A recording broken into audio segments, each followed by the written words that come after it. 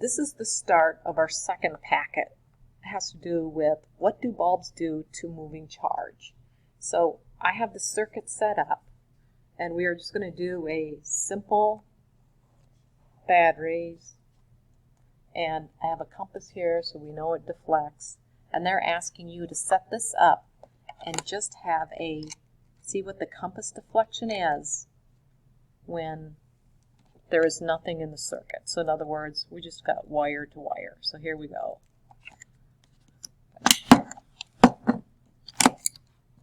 Set this up. So here's my wire to wire.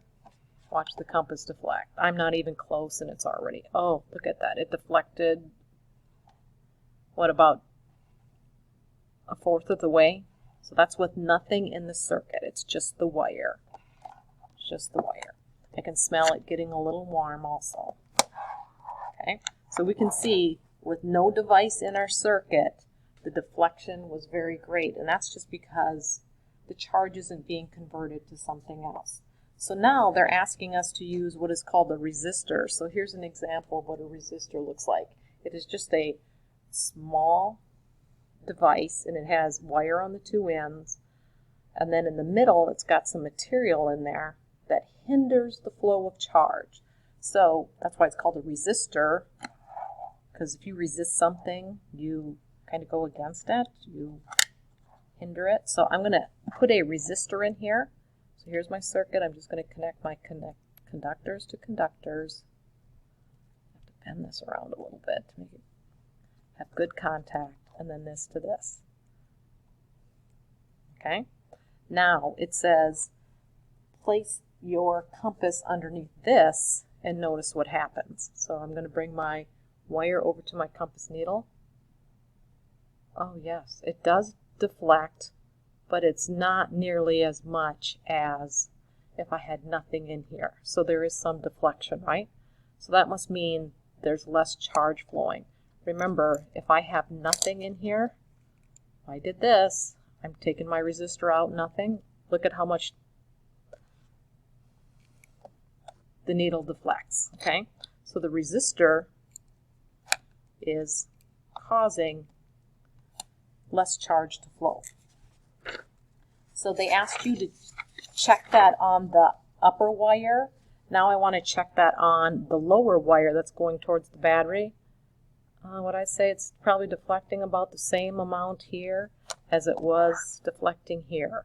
It looks like it's about the same amount of deflection on the top wire compared to the bottom wire. Sometimes they call this downstream because it's on the opposite side going back to the battery. So that should conclude activity 1.2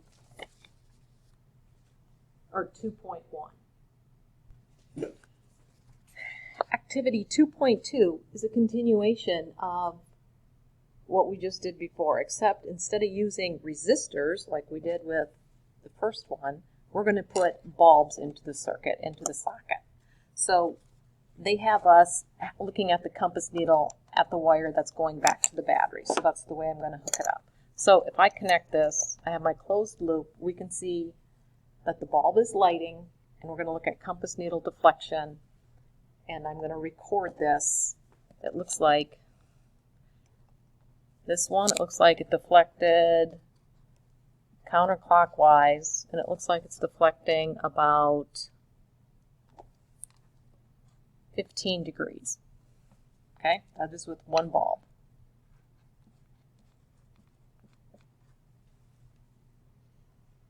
Okay.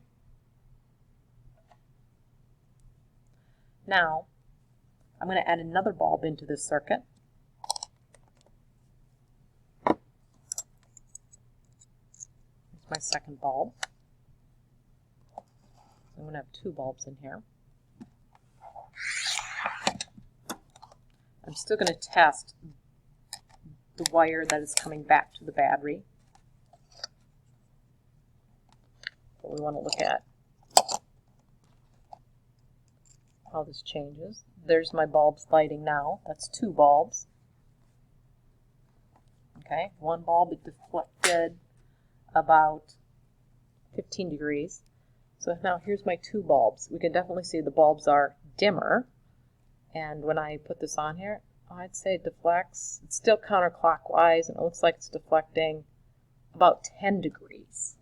Okay, so two bulbs, it was about 10 degrees. Okay, one bulb, it was 15 degrees. Okay, so we can see there's definitely less deflection. And then it asks to put in one more bulb. So I'm going to unhook, break my circuit. Here's my third bulb, which you can see. I'm getting a lot of wires in here. There's the brightness of my bulbs when I connect them. If you notice, I got to turn out some lights.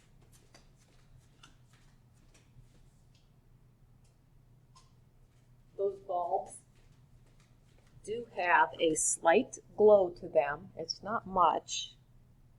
If you can see that, there is a little glow on them. Not a lot though.